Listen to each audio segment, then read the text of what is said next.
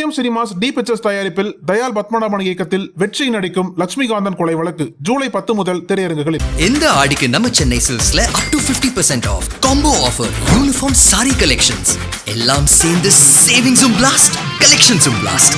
நம்ம தி சென்னை சில்க்ஸ். தமிழ்நாட்டுல எல்லாமே சேஞ்ச் ஆயிடுச்சு. உங்க நகையையும் சேஞ்ச் பண்ணுங்க. உங்க பழைய நகைக்கு கிராமுக்கு 150 ரூபாய் கூடுதலா வாங்கி புது நகை எடுத்துக்கோங்க. அதே கம்மி சேதாரம் தான் உங்க லலிதால மட்டும்தான். நாங்கள் உறுதியாக இருந்தோம். கலைஞருக்கு கொடுத்த வாக்குறுதியை காப்பாற்றி எங்கள் தலைவர் சொன்னார், ஸ்டாலின் தான் முதலமைச்சர் ஆவார் என்று சிரித்துக் கொண்டே அழுகிறோம் என்று பேட்டி கொடுத்துட்டு வந்தார் எங்களுடைய அவை தலைவர். நானும் பக்கத்திலே இருந்தேன். சரி, இவ்வளவு இருக்கிறதுக்கு அப்புறம் தேர்தல் முடிவுக்கு அப்புறம் ஏன் மாறினீங்க? தேர்தலில் கூட்டணி வைப்பது என்ன முடிவெடுப்புங்கிற உரிமை இருக்கிறது. யாருக்கும் கொத்தடிமைகள் கிடையாது. திமுக வெற்றி பெற்றிருந்தாலும் மறுமலர்ச்சி திமுக இதே பொதுக்குழு நிறைவேற்றப்பட்ட இதே நிலைப்பாட்டை தான் எடுத்திருக்கும். தொண்டர்கள் முடிவு தான் அப்படின்னா 2 சட்டமன்ற உறுப்பினர்களையும் உங்க பேச்சு கேட்கல.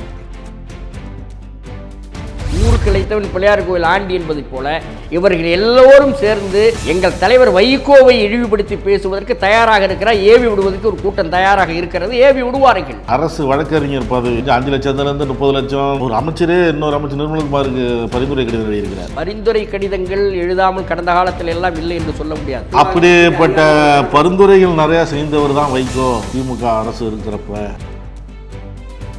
இதை விட 10 அயோக்கியத்தனம் வேறு எதுவும் இருக்க முடியாது.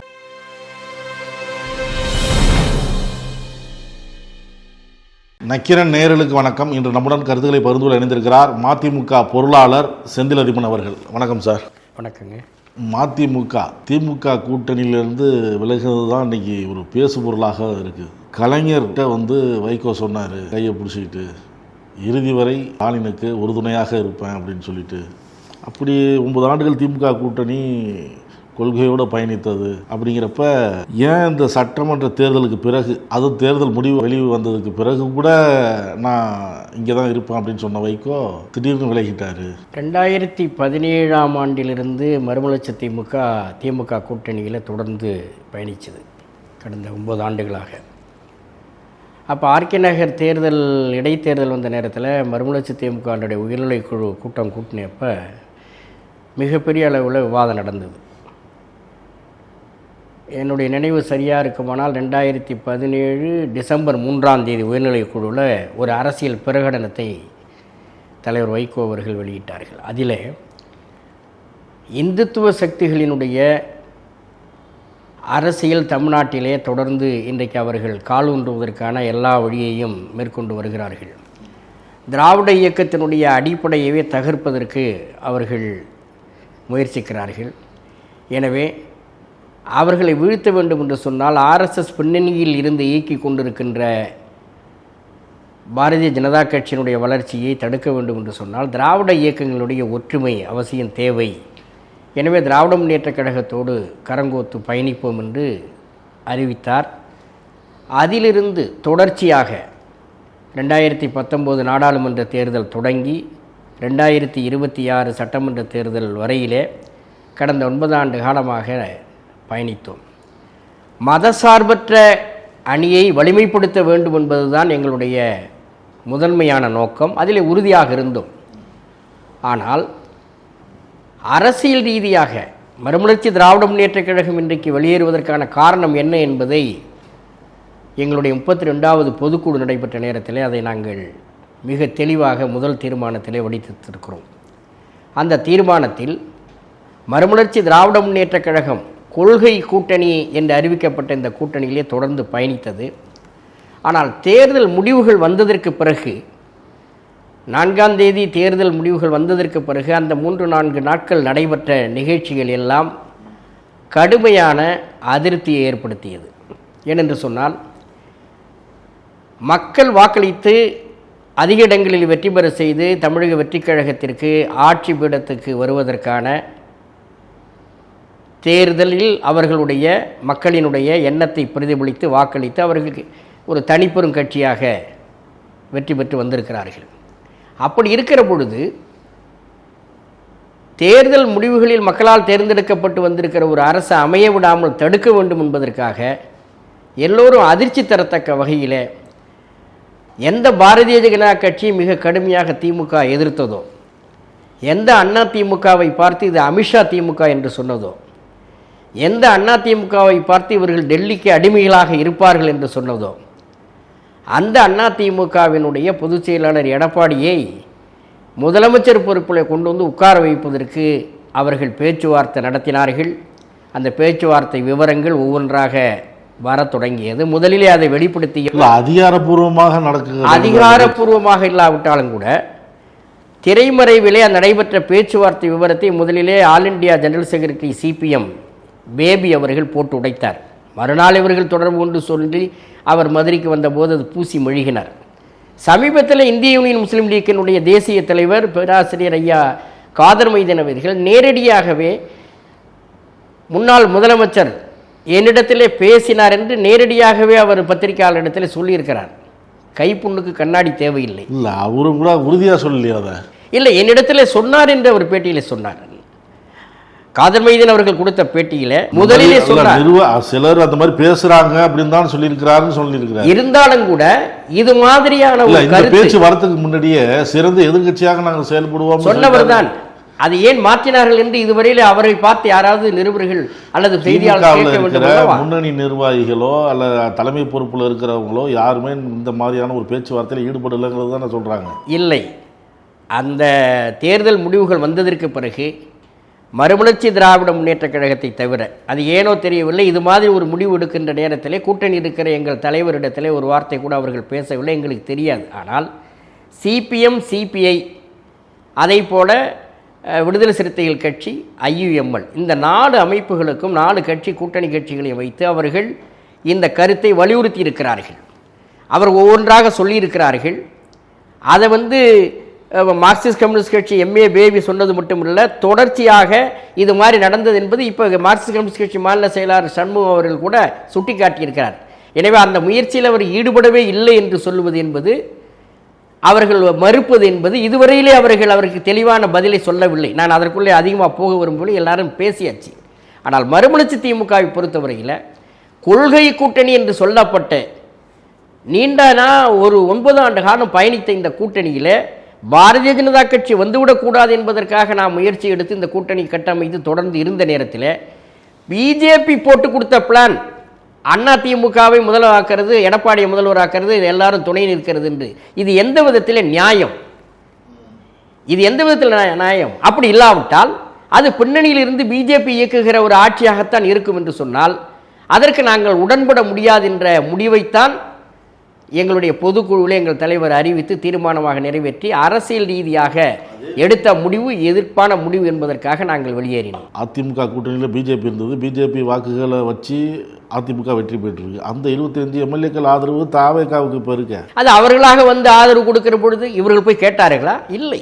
இவங்க தான் போனார நேரடியாக அவர்கள் ஆதரவு கொடுக்கிறோம் என்று சொன்னதற்கு பிறகு போய் ஆதரவை பெறுவதற்காக போனார். அவர்கள் சொன்னார்கள் என்பதற்காக அவர்களுக்கு நன்றி தெரிவிக்க போனார். நேரடியாக வாலண்டியராக ஆதரவு கொடுக்கும்போது வேண்டாம் நான் சொல்ல முடியும்? ஆட்சிக்கான அந்த அறுதி பெரும்பான்மை இல்லாத ஒரு அரசு எந்த முனையில் இருந்தாவது ஆதரவு தெரிவிப்பதற்கு சட்டமன்ற உறுப்பினர்கள் வந்தால் வேண்டாம் என்றா சொல்வார்கள். ஆனால் மறுமலர்ச்சி திமுகவை பொறுத்தவரையில் கலைஞருக்கு கொடுத்த வாக்குறுதியை காப்பாற்றுவதற்காகத்தான் கடைசி வரையில் தலைவர் வைகோ அவர்கள் இருந்தார்கள். ஆனால் கூட்டணியில் என்ன நடந்தது? அவர்கள் என்ன திருப்பி செய்தார்கள்? நாங்கள் உறுதியாக இருந்தோம். கலைஞருக்கு கொடுத்த வாக்குறுதியை காப்பாற்றி அவர் முதலமைச்சர் பொறுப்புக்கு வருவார் என்று முதலிலே 2017ஆம் ஆண்டே வைகோ சொன்னார். எங்கள் தலைவர் சொன்னார் ஸ்டாலின் தான் முதலமைச்சர் ஆவார் என்று. தொடர்ந்து அந்த பயணித்தோம். உதயகுமார் என்ன சொல்றாருன்னா, வெளியில அதிமுக எம்எல்ஏக்கள் வெளியில போறாங்க, தாவேக ஆட்சி அதில் போறாங்க, போகிறதுக்கு இது ஒரு காரணமாக சொல்கிறாங்க. அதே போல தான் இதையும் எடுத்துக்கலாமா? மதிமுக வெளியேறுவதற்கு இது ஒரு காரணமாக சொல்லிட்டு போகிறாங்கன்னு. இல்லை, அப்படியெல்லாம் கிடையாது. ஏன்னா மறுமலர்ச்சி திமுக அரசியல் ரீதியாக மதசார்பற்ற கூட்டணி என்ற கொள்கை கூட்டணியிலிருந்து இவர்கள் விலகி பிஜேபி போட்டு கொடுத்த திட்டத்தை செயற்படுத்த முன்வந்தார்கள் என்று சொல்லுகிற பொழுது முதலிலேயே அங்கே தடை வந்துவிட்டது. இரண்டாவது, மறுமலர்ச்சி திமுக நடத்தப்பட்ட விதம், மறுமலர்ச்சி திமுகவினுடைய தனித்தன்மையை ஒரு 15 ஆண்டு காலம் இந்த நாட்டில் 32 வருஷம் ஆச்சு இந்த கட்சி தொடங்கி.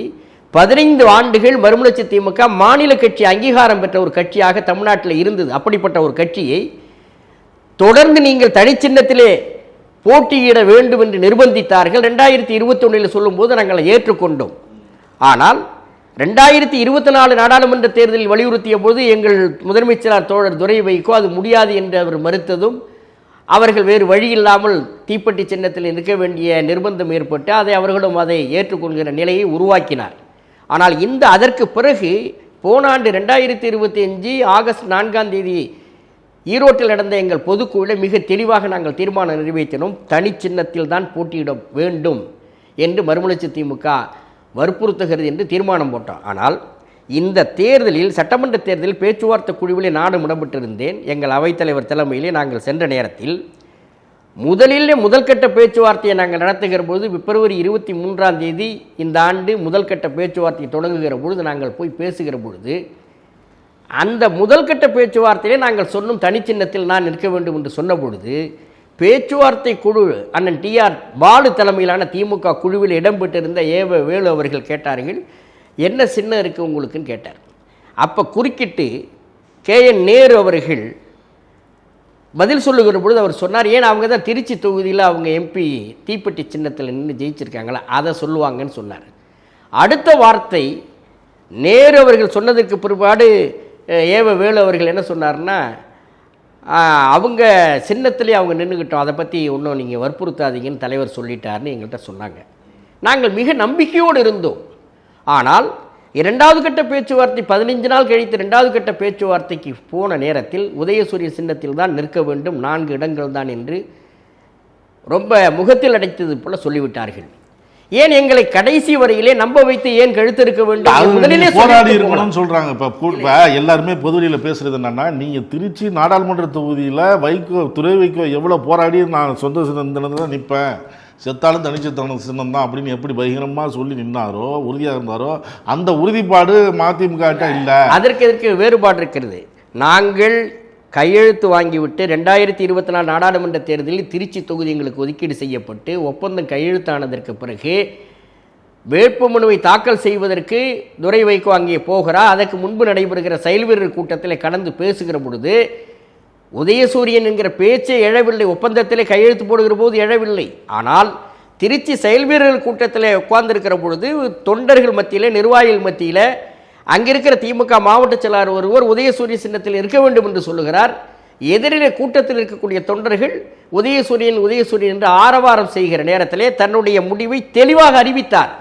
யாராக இருந்தாலும், இப்போ நான் போய் பேசியிருந்தால் நான் பேசியிருக்க மாட்டேன், அது வெற்றி வாய்ப்பை பாதிக்கும், நான் யோசனை முடியும். ஆனால் துரை வைகோ எப்படி ஒரு இளந்தலைவராக மறுமலர்ச்சி திமுக தொண்டர்கள் ஏற்றுக்கொண்டார்கள் என்றால் இன்றைக்கு உறுதியாக சொன்னார், எங்கள் சின்னத்தில் நான் நிற்பேன், உதயசூரியன் நான் நிற்க மாட்டேன் என்று சொல்லவில்லை, எங்கள் சின்னத்தில் நிற்பேன், தனி சின்னத்தில் நிற்பேன் என்று சொன்னார். அதில் வெற்றி பெற்றார். ஒவ்வொரு கட்சியும் தனித்தன்மை காட்டணும். ஆனால் இந்த முறை பேச்சுவார்த்தை ஒப்பந்தம் கையெழுத்தாவதற்கு முன்பே அவர்கள் தனி சின்னத்தில் நிற்கக்கூடாது என்று முடிவெடுத்து உதயசூரியன் தான் நிற்க வேண்டும் என்று இப்போதே வலியுறுத்தி, அந்த நேரத்தில் நாங்கள் வெளியே வந்திருந்தால் இன்றைக்கு எவ்வளவு விமர்சனங்கள் எங்கள் தலைவர் வைகோ மீது வன்மத்தை கொட்டுகிறார்களோ, இழிவான விமர்சனங்களை செய்கிறார்களோ, இதை விட அதிகமாக செய்திருப்பார்கள். ஒருவேளை நாங்கள் வெளியே வந்து இந்த தாவேக ஆட்சி அமைந்திருந்தால் இந்த திராவிட இயக்க ஆட்சி போனதற்கே காரணம் வைகோதான் என்று சொல்லி திமுகவால் ஏவி விடப்படக்கூடிய அவர்களிடத்திலே அன்றாடம் ஊதிய பட்டியலில் இருக்கக்கூடியவர்கள் தினந்தோறும் எங்களை இழிவாக பேசுவார்கள், தலைவர் வைகோவை விமர்சனம் செய்வார்கள். ஆனால் எங்கள் தலைவர் சொன்னார், ஒப்பந்தம் கையெழுத்தாடுறதுக்கு பேச்சுவார்த்தைக்கு போகிற பொழுது எதா இருந்தாலும் நீங்கள் ஒரு பொலைட்டாக தான் போகணும், நீங்கள் முகத்தை கடுகடுன்னு வைத்திருக்கக்கூடாது, அவர்கள் எது சொன்னாலும் தாங்கிக் கொள்ளுங்கள், இந்த நேரத்தில் நாம் எங்கேயும் இந்த முடிவை தவிர வேறு எந்த முடிவும் எடுக்க முடியாது, நாம் வாக்குறுதி கொடுத்துருக்கிறோம், எது இருந்தாலும் தாங்கிக் கொள்வோம், தேர்தலுக்கு பிறகு ஒரு அரசியல் ரீதியான முடிவு எடுப்போம் என்று சொல்லிவிட்டு பத்திரிகையாளர்களை ஊடகவியலாளர் சிந்திக்கும் போது கூட நீங்கள் முகத்திலே கடுமையை காட்டக்கூடாது, சிரித்த மாதிரி நீங்கள் பேட்டி கொடுக்கணும்னு எங்கள் தலைவர் சொன்னார். அப்படி இருந்தும் கூட நாங்கள் சிரித்து கொண்டே அழுகிறோம் என்று பேட்டி கொடுத்துட்டு வந்தார் எங்களுடைய அவைத்தலைவர். நானும் பக்கத்திலே இருந்தேன். இதுதான் உண்மை நிலைமை. சரி, இவ்வளவு இருக்கிறதுக்கு அப்புறம் தேர்தல் முடிவுக்கு அப்புறம் ஏன் மாறினீங்க? தொண்டர்கள், எங்கள் நிர்வாகிகள், ரேங்க் அண்ட் ஃபைல் கட்சியினுடைய தலைமையிலிருந்து கீழே இருக்கக்கூடிய தொண்டர்கள் வரையில் நிர்வாகத்தில் இருக்கக்கூடிய அத்தனை பேரும் அந்த கூட்டணியில் இருக்கின்ற பொழுதே தேர்தலை சந்திக்கின்ற நேரத்திலேயே வெளியே வர வேண்டும் என்று குரல் கொடுத்தார்கள். கடுமையாக அவர்கள் பாதிக்கப்பட்டு நம்மை இப்படி நடத்துகிறார்களே, இந்த கூட்டணி ஏன் நீடிக்க வேண்டும் என்று தேர்தலுக்கு முன்பே கட்சியினுடைய தொண்டர்களும் நிர்வாகிகளும் குரல் எழுப்பினார்கள். வைகோ அவர்கள் சமாதானப்படுத்தினார்கள். எங்கள் தலைவருடைய வேண்டுகோள், எங்கள் தலைவருடைய தொலைநோக்கு பார்வையின் காரணமாக தொண்டர்களை சமாதானப்படுத்தி அந்த கூட்டணி தேர்தல் முடியட்டும் என்று காத்திருந்தோம். இப்போ பொதுக்குழு கூட்டுகிற பொழுது பொதுக்குழுவில் காலையிலிருந்து பேசிய மாவட்ட செயலாளர்கள், ஒன்றிய செயலாளர், நகர செயலாளர்கள் இனி நீடிக்கக்கூடாது என்று மிக தெளிவான முறையில் பேசியதால் நாங்கள் அந்த முடிவு எடுத்து அறிவித்திருக்கோம். ஒவ்வொரு அரசியல் கட்சிக்கும் தேர்தலில் கூட்டணி வைப்பது என்ன முடிவெடுப்புங்கிற உரிமை இருக்கிறது. யாருக்கும் கொத்தடிமைகள் கிடையாது. யாரும் அதில் கூட்டணி வைக்கலாம், கூட்டணியிலேருந்து வெளியில் போகலாம், அதை பற்றிலாம் யாரும் எதுவும் சொல்லலை. இப்போ நீங்கள் தேர்தல் முடிஞ்சதுக்கப்புறம் வெளியில் போகிறத முன்னாடியே போயிருந்தா, அதுதான் காரணம் சொல்கிறேனே, முன்னாடியே நாங்கள் போயிருந்தால் எங்கள் மீது எவ்வளவு பெரிய குற்றச்சாட்டுகளை வைப்பார்கள். தலைவர் வைகோ மீது 2016 வைத்தார்கள் அல்லவா மக்கள் நல கூட்டணியை. இந்த ஒருவேளை திராவிட முன்னேற்றம் ஜெயிச்சிருந்தா வெளில போயிருக்க மாட்டாங்க மதிமுக. திராவிட முன்னேற்ற கழகம் ஜெயித்திருந்தால் என்று அல்ல, நாங்கள் எங்கள் கூட்டணியிலே ஜெயிச்சிருந்தாலும் கூட எங்களை இந்த 4 தொகுதிகளிலே தனி சின்னத்தில் நிற்க விடாமல் செய்ததற்கு ஜெயித்திருந்தால் கூட நாங்கள் வெளியே வந்திருப்போம். அதில் எந்த சந்தேகமும் கிடையாது. ஏனென்றால் இது 6 மாத காலமாக எங்கள் தொண்டர்கள் நிர்வாகிகள் மத்தியிலே கடுமையான அவர்கள் கொந்தளித்து போயிருந்தார்கள். திமுக வெற்றி பெற்றிருந்தாலும் மறுமலர்ச்சி திமுக இதே பொதுக்குழு நிறைவேற்றப்பட்ட இதே நிலைப்பாட்டைத்தான் எடுத்திருக்கும். அதில் எங்கள் தலைவர் உறுதியாக இருந்தார். அப்படி தொண்டர்கள் முடிவு தான் அப்படின்னா இப்போ நீங்கள் 6 மாதத்துக்கு முன்னாடி அந்த முடிவு எடுத்துட்டீங்க.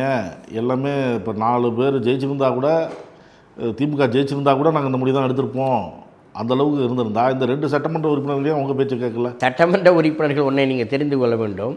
2 சட்டமன்ற உறுப்பினர்கள் மறுமலர்ச்சி திமுகவினுடைய நிர்வாகிகள். ஒருவர் துணை பொதுச் செயலாளர், இன்னொரு கட்சியினுடைய தணிக்கை குழு உறுப்பினர். கட்சியால் தேர்ந்தெடுக்கப்பட்ட, கட்சியால் வேட்பாளராக அறிமுகம் செய்யப்பட்டு திமுகவிடம் இவர்கள்தான் எங்கள் வேட்பாளர்கள் என்று அறிமுகம் செய்யப்பட்டு நிறுத்தப்பட்டவர்களை திமுக சின்னத்தில் நிற்க வேண்டும் என்று கட்டாயப்படுத்திய காரணத்தினால் நின்றார்கள்.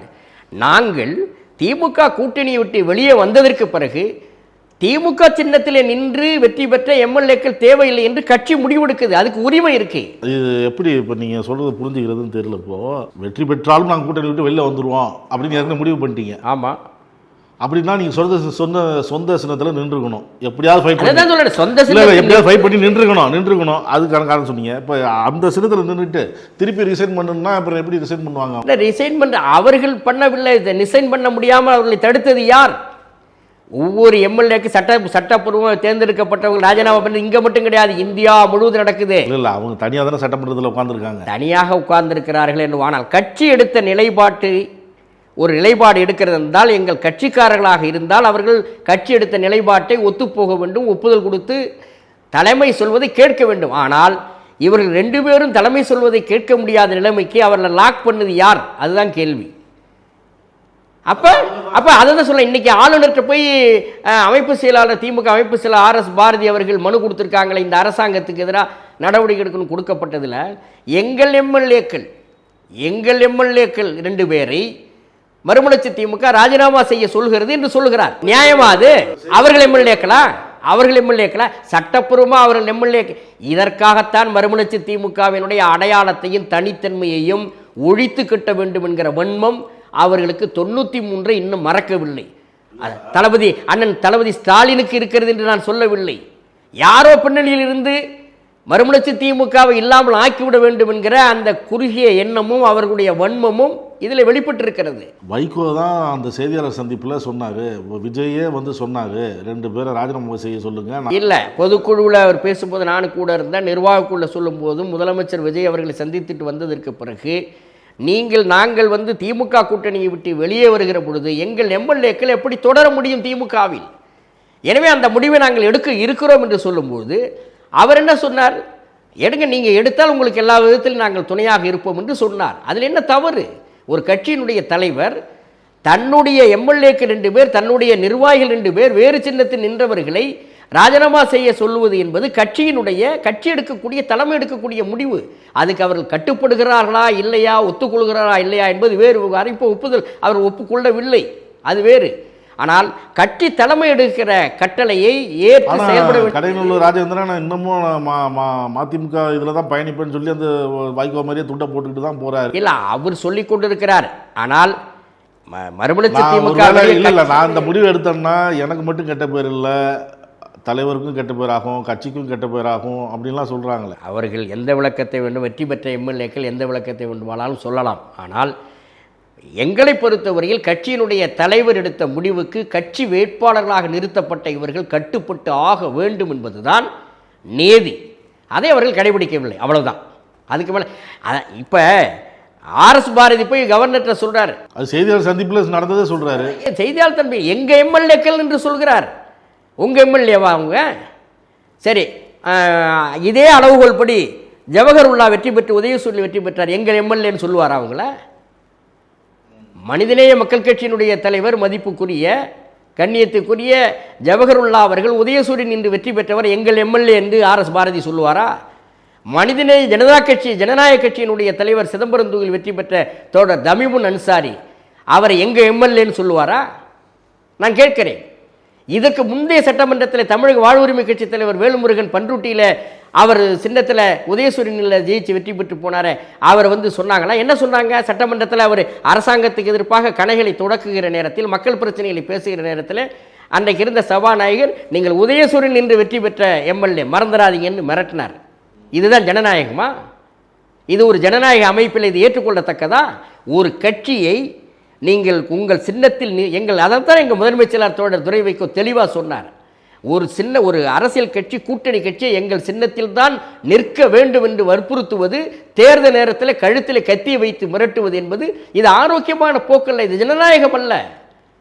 இன்றைக்கு அந்த இப்படிப்பட்ட ஒரு நிலையை பொறுத்து கொண்டிருந்தோம். தேர்தலுக்கு பிறகு எங்கள் தொண்டர்கள் மத்தியில், நிர்வாகிகள் மத்தியில் ஒரு கொந்தளிப்பு ஏற்பட்டது. அதைத்தான் எங்கள் தலைவர் வைகோ வெளிப்படுத்துகிறார். இதில் இன்னொரு கேள்வி சார், எல்லாரும் சொல்றது தான், இவ்வளவு முடிவு எடுத்தவங்க, இந்த மாதிரி பிரச்சனை இருக்குன்னு தெரிஞ்சவங்க ஒன்று கூட்டணியிலேருந்து வெளில வந்திருக்கலாங்கிறதுக்கு காரணம்னு நீங்கள் சொன்னீங்க. ஆமாம், வைகோவால் தான் அந்த கூட்டணி முறிஞ்சு போச்சு, தோல்வியை கூட வைகோவால் தான் வந்துடும், பேச்சு வந்துடும் அப்படின்லாம் சொல்லி சொந்த சின்னத்தில் போட்டி போட முடியலன்னா வேற ஏதாவது முடிவு எடுத்திருக்கலாம். எந்த முடிவு எடுக்க முடியும்? நாங்கள் மறுமலர்ச்சி திமுக எந்த முடிவுக்கும் தயாராக இருக்கக்கூடிய 2011ஆம் ஆண்டு சட்டமன்ற தேர்தலையே புறக்கணித்த கட்சி மறுமலர்ச்சி. இந்திய நாட்டினுடைய வரலாற்றில் 1977 சட்டமன்ற தேர்தலில் மேற்கு வங்காளத்தில் ஜோதிபாசு புறக்கணித்து விட்டு பிறகு அவர் எமர்ஜாகி மிகப்பெரிய தலைவராக வந்தார், நீண்ட கால முதலமைச்சராக இருந்தார்.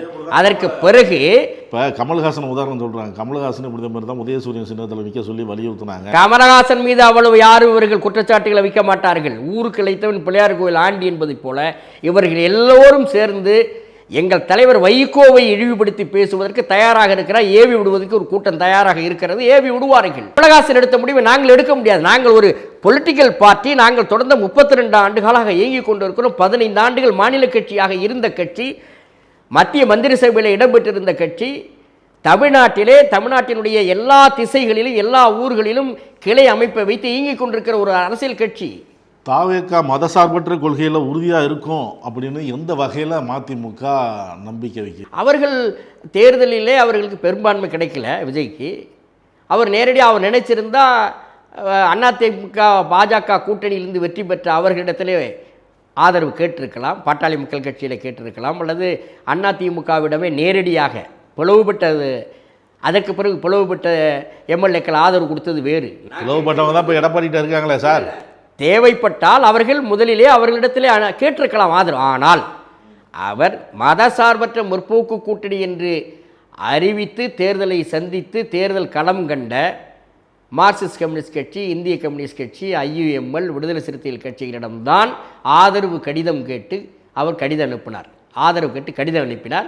அவர்கள் அலுவலகங்களுக்கு அனுப்பப்பட்டார்கள் அவர்களுடைய பிரதிநிதிகள். தாவேகா நிர்வாகிகள் அனுமதி கேட்டதின் காரணமாக, அவர்களை ஒப்புதல் கேட்டதின் காரணமாக இவர்கள் அவருக்கு வாக்குறுதி கொடுத்து அரசாங்கத்திற்கு முழு ஆதரவு உண்டு என்று அறிவித்தது மட்டுமல்ல, ஆட்சியிலேயும் பங்கு பெற்றிருக்கிற ஐயுஎம்எல், விசிகே. இதில் எங்கள் தலைவர் வைகோ மிக அழகாக சொன்னார்கள், மதசார்பற்ற கூட்டணி என்பது, மதசார்பற்ற தமிழகத்தில் மதசார்பற்ற ஒரு அமைப்பு என்பது, இந்த கூட்டணி என்பது இன்னும் வலுப்பெற்றிருக்கிறது. ஏனென்றால் தாவேகாவோடு விடுதலை சிறுத்தைகளும் இடதுசாரிகளும் ஐயுஎம்எலும் சேர்கிற பொழுது மதசார்பற்ற அந்த அரசியலை எடுத்து செல்வதற்கு தாவேகா உறுதியாக இருக்கும் என்று நம்புவதற்கு இது ஒரு அத்தாட்சி என்று சொன்னார்கள். அதை நாங்கள் நம்புகிறோம். இன்னொன்று, அவர்கள் பிஎம்ஸ்டி திட்டத்தில் கையெழுத்திட்டால் தான் ஒரு 3500 ரூபா மத்திய அரசாங்கம் கொடுக்கக்கூடிய நிதியை கொடுப்போன்னு சொல்லி தேர்தல் ரிசல்ட் வந்திருக்கிறப்பயே சீஃப் செக்ரட்டரிக்கு லெட்டர் எழுதுனாங்க டெல்லியிலேருந்து. மும்மொழி கொள்கை ஏற்றுக்கொள்ள மாட்டோம், இருமொழி கொள்கை தான் என்று நடைமுறைப்படுத்துவோம் என்று கவர்னர் உரையில் அறிவிச்சிருக்காரு. இந்த அரசு அறிவிச்சிருக்கு. திருப்பரங்குன்றம் விஷயத்தில் ஏற்கனவே இருந்த நிலைப்பாடு, திமுக ஆட்சி என்ன நிலைப்பாடு எடுத்ததோ அந்த நிலைப்பாடு தொடரும் என்று அறிவித்தது மட்டுமில்லை, நாங்கள் மேல்முறையீடு செய்வோம் என்று சொன்னார்கள். இஸ்லாமியர்களுக்கான பிற்படுத்தப்பட்டோர் இடஒதுக்கீடு இப்பொழுது ஒரு தீர்ப்பு 10 நாளைக்கு முன்ன வந்த தீர்ப்பு, அந்த தீர்ப்பில் அந்த மதம் மாறிய இஸ்லாமியர்களுக்கு இடஒதுக்கீடு கூடாது என்றிருக்கிற தீர்ப்பை எதிர்த்து மேல்முறையீடு செய்யப்பட்டிருக்கிறது. எனவே மதசார்பற்ற முற்போக்கு கூட்டணியிலே என்னென்னலாம் பேசப்பட்டதோ, கடந்த காலத்தில் திமுக தலைமையிலான அரசு செயல்படுத்தியதோ அதை இவர்கள் வழிமொழிந்து அதே கருத்தைத்தான் செயல்படுத்துவதற்கு இந்த அரசு, விஜய் தலைமையிலான அரசு சென்று கொண்டிருக்கிற பொழுது மதசார்பற்ற அணியில உறுதியாக காங்கிரஸ் உள்ளிட்ட இந்த மதசார்பற்ற அணி உறுதியாக இருக்கும் என்று நாங்கள் நம்புகிறோம். முதலமைச்சர் விஜய் ஊழலற்ற ஆட்சி நடத்துவார் அப்படின்னு சொல்கிறார் வைகோ. இதுக்கு உத்தரவாதம் உண்டா? ஆட்சி இன்னும் 6 மாதம் கூட முடியல, அதுக்குள்ளே எந்த வகையில் நம்புறது அப்படின்னு எல்லோரும். இல்லை, ஊழலற்ற ஆட்சி நடத்துவாருங்கிற ஒரு நம்பிக்கை தான். ஏன்னா இந்த ஆட்சி வந்ததற்கு பிறகு கடந்த 50-60 நாட்களாக இந்த ஆட்சியினுடைய போக்கு ஒரு நம்பிக்கையை ஏற்படுத்தியிருக்கிறது. ஏனென்றால் பத்திரப்பதிவு துறையிலே ஊழல், அதை போல அரசு நிர்வாகத்திலே புறவோடு கிடக்கின்ற ஊழலை எல்லாம் அவர்கள் ஒவ்வொன்றாக எடுத்து பார்த்து கொண்டே வருகிறார்கள். இந்த கவர்னர் உரையில், ஆளுநர் உரையில், சட்டமன்றத்தில் படித்த ஆளுநர் உரையில் டாஸ்மாக் நிறுவனத்திலிருந்து ஒரு மாதத்துக்கு 83 கோடி ரூபாய், வருஷத்துக்கு 1000 கோடி ரூபாய் உடனடி வருவாயாக வருகின்ற வகையில் ஊழலை தடுத்திருக்கிறோம் என்று படித்தார். அது என்ன விவரம்னு போய் பார்த்தா கிட்டத்தட்ட ஒரு 11 நிறுவனங்கள், தொழிற்சாலைகள், மதுபான தொழிற்சாலைகள் தயாரிக்கின்ற நிறுவனங்கள் இருக்கின்றன. அந்த நிறுவனங்களிடமிருந்து ஆயத்தீர்வை வசூல் செய்து அரசினுடைய கஜானாவுக்கு செலுத்த வேண்டும். அதிலே ஒரு குறிப்பிட்ட தொகை தொடர்ந்து அரசு கருவூலத்திற்கு வராமல் தனிநபர்களுக்கு சென்றது. அது குறித்த செய்திகள் வந்ததுக்கு பிறகு முதலமைச்சர் விஜய் உத்தரவிட்டு அதை ஆராய சொல்லுகிற பொழுது, ஆமாம், மது வகைகள் விற்பனை செய்வதற்கு தயாரிப்பு நிறுவனங்களிடமிருந்து பெறுகிற பொழுது ஒரு மாதத்துக்கு ஒரு 83 கோடி ரூபாய் அளவுக்கு, 90 கோடி ரூபாய் அளவுக்கு தனிநபர்களுக்கு போய்கொண்டிருக்கிறது என்பதை கண்டுபிடித்து 1000 கோடி ரூபாய் ஒரு ஆண்டுக்கு வருவாய் வருகிற அளவுக்கு இவர் ஆட்சிக்கு வந்த ஒரு 10வது நாளே உத்தரவு போட்டு இன்றைக்கு அரசு இதழிலேயும் கடந்த ஜூன் 5ஆம் தேதி உத்தரவு போட்டு 1000 கோடி ரூபாய் வருவாய் ஈட்டியிருக்கிறார் என்று சொன்னால், ஒரு துறை கல்வித்துறையில் தனியார் மெட்ரிக் பல்கலைக்கழகத்தினுடைய மாநில பொதுச் செயலர் நந்தகுமார் வெளிப்படையாக பேட்டி கொடுத்தாரு. நாங்கள் பள்ளி நடத்துகிறவோ உரிமம் பெறுவதற்கோ அல்லது 3 ஆண்டுகளுக்கு ஒரு முறை உரிமம் பெறுவதற்கு போனாலோ பணம் இல்லாமல் எதுவும் நடக்காது. ஆனால் இந்த அரசு வந்ததற்கு பிறகு 1000க்கும் மேற்பட்ட பள்ளிகளுக்கு தகுதி அடிப்படையில் ஆய்வு செய்து உடனடியாக உரிமம் வழங்கியிருக்கிறார்கள், புதுப்பித்திருக்கிறார்கள் என்று சொன்னார்களே. எனவே இவையெல்லாம் ஒரு நல்ல அரசு நடக்கும் என்பதற்காக எடுக்கப்படுகின்ற முயற்சி. அது ஒரு சிம்பல் தெரியுது. இந்த ஆட்சி ஒரு சிறப்பான ஆட்சியாக இருக்கும் என்று மக்கள் நம்புகிறார்கள். அதைத்தான் சொல்லுகிறோம். சில விஷயங்கள் சொன்னீங்க, இந்த மாதிரி அரசியல்கள் வந்திருக்குன்னு. உதயகுமார் சொல்றாரு, அதிமுக முன்னாள் அமைச்சர், நீங்க சொன்ன அதே மது ஆலைகள் தான் சொல்றாரு. அந்த மது ஆலைகள் மது வகைகள் இருக்குது இல்லையா, அதுவும் குறிப்பிட்ட ஒவ்வொரு நிறுவனமும் இவ்வளவு ரூபான்னு சொல்லி தாவேகா கட்சிக்கு 800 கோடி ரூபா அளவு கொடுத்துருக்குன்னு செய்திகள் வருது அப்படின்னு இன்றைய நாளிதழ்கள். அதற்கு அரசாங்கத்தின் சார்பில் உரிய முறையில் பதில் சொல்லுவார்கள். அதற்கு உதயகுமார் கூறியதற்கு பதிலளிக்க வேண்டிய பொறுப்பு அரசாங்கத்தினுடைய பொறுப்பு. நான் இந்த நேர்காணல் வாயிலாக கேட்டுக்கொள்கிறேன், உதயகுமார் வைத்திருக்கிற குற்றச்சாட்டுக்கு அது அவதூறாகவோ அல்லது பொய்யான குற்றச்சாட்டாகவோ இருக்குமானால் அதற்கான உரிய நடவடிக்கையை ஆளுகிற அதே போல அரசு எடுக்க வேண்டும். அரசு வழக்கறிஞர் பதவி அந்த இதுக்கும் லஞ்சம் 5 லட்சத்திலிருந்து 30 லட்சம் பேசப்படுகிற சொல்லப்படுகிற குற்றச்சாட்டுகள் என்பது எல்லாம் வேறு. ஆனால் உறுதியாக அது மாதிரி நிகழ்ந்திருக்குமானால் நடவடிக்கை எடுக்க வேண்டும் என்பதுதான் மறுமலர்ச்சி திமுகவினுடைய கருத்து. ஒரு அமைச்சரே இன்னொரு அமைச்சர் நிர்மல்குமாருக்கு பரிந்துரை கடிதம் எழுதியிருக்கிறார். பரிந்துரை கடிதங்கள் எழுதாமல் கடந்த காலத்தில் எல்லாம் இல்லை என்று சொல்ல முடியாது. ஒவ்வொரு அரசு வழக்கறிஞர் நியமனம், அறங்காவலர் நியமனம் என்று சொல்லுகிற பொழுது கடந்த காலத்திலேயும் அவர்கள் கட்சிக்காரர்களை அல்லது கட்சி முன்னணியினரை அந்த பொறுப்புகளை கொண்டு வருவதற்கு பரிந்துரைகள் செய்வதும் அதை ஏற்காமல் போவது அரசு. அப்படிப்பட்ட பரிந்துரைகள் நிறைய செய்தவர் தான் வைகோ. திமுக அரசு இருக்கிறப்ப அவர் இப்படி நாங்கள் கொடுக்கலாம். ஆனால் பரிந்துரையை பரிசீலித்து தகுதி உள்ளவர்களுக்கு அவர்கள் அரசு விதிமுறை, சட்ட விதிமுறைகள் படி வழங்கியிருக்கிறார்கள். 1, 2 வேறொன்றும் கிடையாது. அப்படி ஒன்று நாங்கள் எதுவும் பெற்றுக்கொள்ளவில்லை. அவ்வளவு செஞ்சிருக்கிறாங்க திமுகன்னு சொல்றாங்களே. நீங்க அரசு நிர்வாகம் அதை மட்டும் இல்ல, முரசொலியில் ஒரு கட்டுரை வந்தது, அவர் அதிகமா எம்பியா இருந்ததே எண்ணி பார்க்கணும். இல்லை அது அதை அப்படி சொல்கிறதே இந்த கருத்தே அவர்களுக்கு ஒரு நாகரிகமற்ற அநாகரிகமான குற்றச்சாட்டு. நான் சொல்ல விரும்புகிறேன், 29 வருஷம் நான் சொல்ல விரும்புகிறேன், இருக்கலாம் முரசொலியில் அதுதான் வரும், எங்களை வாழ்த்தியா வரும், முரசொலியில் அப்படி தான் போடுவாங்க. நான் கேட்குறேன், 29 வருஷம் வைகோ வந்து 30 வருஷம் இருந்தார், அதில் திமுக ஆதரவோடு. மறுமலர்ச்சி திமுக தலைவர் என்பது 94க்கு பிறகு. அதற்கு முன்பு அவர் என்ன அறியப்பட்டார் திமுகவில்? கலைஞரின் போர்வால், திமுகவின் முன்னணி தலகர்த்தர். 18 ஆண்டுகள் நாடாளுமன்றத்தில் அவர் உட்கார்ந்திருந்தார் என்று சொன்னால் முரசொலி மாறனுக்கு அந்த வாய்ப்பு கொடுக்கப்பட்டது. எங்கள் தலைவர் வைகோவுக்கு அந்த வாய்ப்பை கலைஞர் உருவாக்கினார். ஆனால் 78ஆம் ஆண்டு 34 வயதில் அவர் சட்டமன்ற நாடாளுமன்ற மாநிலங்களவைக்கு தேர்ந்தெடுக்கப்பட்டு திமுக சார்பில் அனுப்புகிறார் என்றால், அவர் மாணவர் பொறுப்பிலே இருந்த காலத்திலிருந்து திமுகவினுடைய ஒரு வலிய படைக்கலனாக தளபதியாக இருந்தார். எம்ஜிஆருடைய அண்ணா திமுக எழுச்சி பெற்ற நேரத்தில் திருச்சிக்கு தெற்கே கன்னியாகுமரி முனை வரையிலே அன்றைக்கு திராவிட முன்னேற்றக் கழகத்தை தூக்கி நிறுத்துவதற்கு தலகர்த்தராக இருந்து செயல்பட்டவர் எங்கள் தலைவர் வைகோ. பழைய திமுக வரலாறு தெரிந்தவர்கள், திமுக இன்றைக்கு இருக்கிற வயது முதிர்ந்தவர்களை கேட்டால் சொல்வார்கள். எனவே அவர் திமுகவில் முன்னணி ஒரு தலகர்த்தராக இருந்தார், தொண்டர்படையை வார்ப்பித்தார், திமுக தொண்டர்படை என்ற ஒரு அமைப்பை உருவாக்கினார், கலைஞருக்கு பக்கபலமாக இருந்தார். எனவே எல்லோருக்கும் கொடுப்பதை போல முரசொலி மாறனுக்கு எந்த அடிப்படையில் அவர்கள் எம்பி சீட்டு கொடுத்தார்களோ 3 முறை 4 முறை அதே அடிப்படையில் வைகோவுக்கு கொடுத்தார்கள். திமுகவின்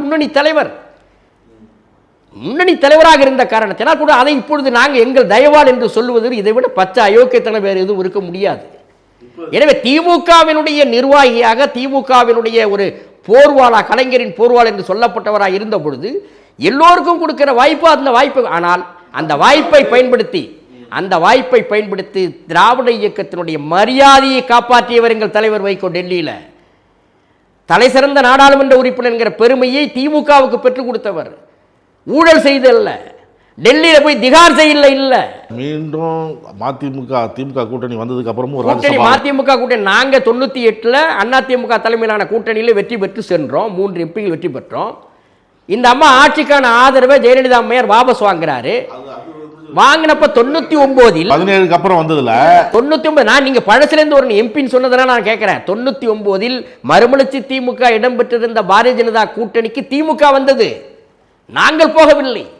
98ல் ஆட்சி கவிழ்ந்தது, வாஜ்பாய் பிரதமராக இருந்தபோது இந்த அம்மையார் வாபஸ் வாங்கினார் ஜெயலலிதா அம்மையார். 99ல் பாரதிய ஜனதா கூட்டணியிலே நாங்கள் இருந்தோம், மதிமுக இருந்தது. அந்த கூட்டணிக்கு திமுக வந்து சேர்ந்தது. மாறனும் தலைவர் வைகோவும் கைகோர்த்து கொண்டு ஜனாதிபதி மாளிகைக்கு போய் மனு கொடுத்து விட்டு வந்து பேட்டி கொடுத்த செய்தியெல்லாம் இன்றைக்கும் இருக்கிறது. திமுக இடம்பெற்றிருந்த கூட்டணிக்கு நாங்கள் போகல. நாங்கள் ஏற்கனவே தேசிய ஜனநாயக கூட்டணி பாரதிய ஜனதா தலைமையில் இருந்த கூட்டணிக்கு திமுக வந்தது. சரி, ரைட். அதுக்கப்புறமும் இப்ப வந்து தேர்தல் உடன்பாடுங்க, தேர்தல் உடன்பாட்டின் அடிப்படையில் அந்த மாதிரி தேர்தல் உடன்பாடு இருந்தது. அவங்க சொல்றது அதுக்கப்புறமும் ராஜ்யசபா சீட்டு வாங்கினாரு. இப்ப துரை வைகோவுக்கு இல்ல நீங்க மறுமலர்ச்சி திமுகவுடைய இன்னொரு கிளை கிடையாது. நாங்கள் தனி கட்சி இருந்தாலும் சரி, மற்றவங்களுக்கு சொல்லுவீங்களா நீங்க? மற்ற கட்சிகளுக்கு தேர்தல் உடன்பாடு ஏற்படுகிற பொழுது மார்க்சிஸ்டோ அல்லது இந்திய கம்யூனிஸ்ட் கட்சியோ விடுதலை சிறுத்தைகளோ நீங்கள் இடங்களை ஒதுக்குற போது எங்கள் தயவாள எம்பி ஆனாங்கன்னு சொல்லுவீங்களா? ஏன் எங்களை மட்டும் சொல்றீங்க?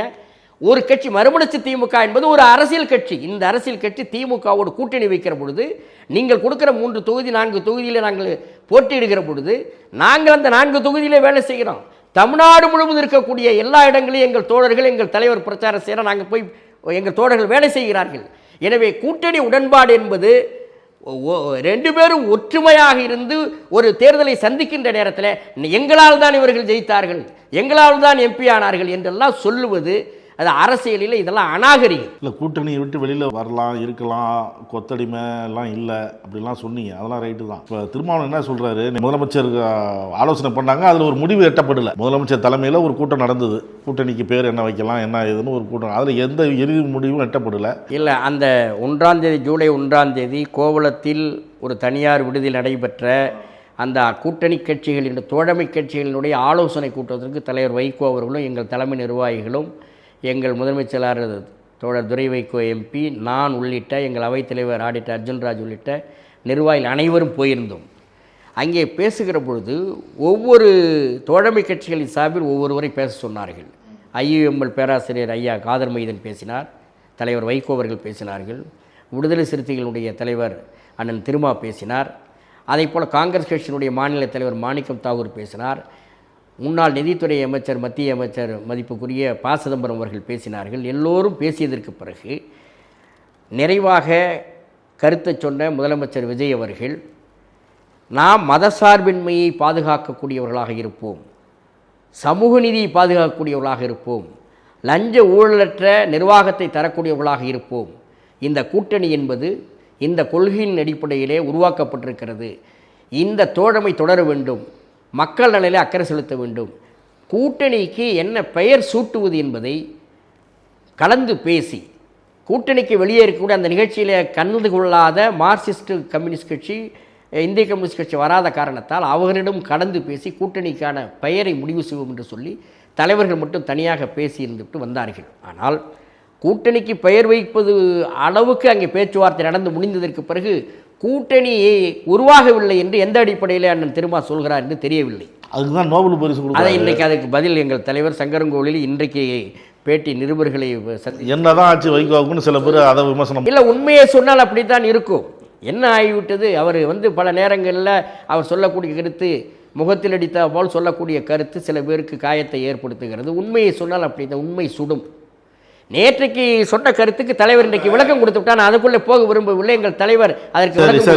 சரி அந்த கூட்டத்தில் ஒருங்கிணைப்பாளர் பதவி 3 பேருக்குள்ள இதாச்சு, டிசபிள், அது ஒரு இதாச்சு. அதனால தான் அந்த ஒரு இல்லை, அது பத்திரிகையில் இன்றைக்கு கூட வந்திருக்கிற செய்தி தவறான செய்தி. ப. சிதம்பரம், அது பெயரே சூட்டாத போது எப்படி அது ஒருங்கிணைப்பாளர், அது பற்றி விவாதம் நடக்கவில்லை. உள்ளே தலைவர்கள் மட்டும் தனியாக ஒரு 15 நிமிடம் பேசி கொண்டிருந்தார்கள் முதல்வரோடு. அப்பொழுது கூட இது விவாதிக்கப்பட்டு என்னென்ன சொல்லப்பட்டது என்று தலைவர் வைகோ அவர்கள் எங்களிடம் பகிர்ந்து கொண்டார். அதில் இந்த கருத்து வரவில்லை. பத்திரிகையில் யூகமான செய்தி, அது யூகமான செய்தி. குதிரை பேரம் நடக்குது அப்படின்னு சொல்றப்ப தலைவரும் பதிலடி கொடுத்துட்டு வர்றாரு. இப்போ ஆளுநர் சில நடவடிக்கைகள் எடுக்க போறாரு அப்படிங்கிற மாதிரியும் சொல்றாங்க. 3 கட்சி, திமுகவும் ஆளுநர்கிட்ட புகார் கொடுத்துருக்காங்க, அதிமுகவும் புகார் கொடுத்துருக்கு, பாரதிய ஜனதா தலைவர் நயினார் நாகேந்திரனும் புகார் கொடுத்துருக்கிறார். எப்படி பார்க்க? ஜூலை 4ஆம் தேதி திமுக சார்பில் அவர்கள் அமைப்பு செயலாளர் RS பாரதி, அவங்க MP வில்சன், அதே போல் MLA ஆஸ்டின் மூவரும் சென்று ஆளுநரை பார்த்திருக்கிறார்கள். அதே நாளில் நயினார் நாகேந்திரன் அவர்கள் பார்த்திருக்கிறார்கள். அதிமுக சார்பில் முன்னாள் அமைச்சர் அக்ரி கிருஷ்ணமூர்த்தியும் இன்பதுரை MPயும் போய் சாதித்தார்கள். ஆளுநரிடத்தில் குதிரை பேர் நடக்கிறது, இந்த ஆட்சியின் மீது நடவடிக்கை எடுக்க வேண்டும் என்று சொன்னார்கள். மனு கொடுத்து விட்டு வந்திருக்கு. அதுக்கு பிறகு மறுநாள் 5ஆம் தேதி, ஜூலை 5ஆம் தேதி வந்த பத்திரிகையில் வந்திருக்கிற செய்தியின் அடிப்படையிலே தான் கோயம்புத்தூரில் எங்கள் தலைவர் பேசுகிற பொழுது ஆளுநர் 356வது பிரிவை பயன்படுத்த வேண்டும் என்று பரிந்துரை செய்ய வேண்டும் என்று அங்கே கருத்து பேசப்பட்டதாக ஒரு பத்திரிகையில் செய்தி வந்திருக்கிறது. அப்படிப்பட்ட நிலைமை ஏற்படுமானால் அப்போ ஆளுநர் அந்த முடிவு எடுப்பார்னால் பின்னணியில் இருப்பது யார்?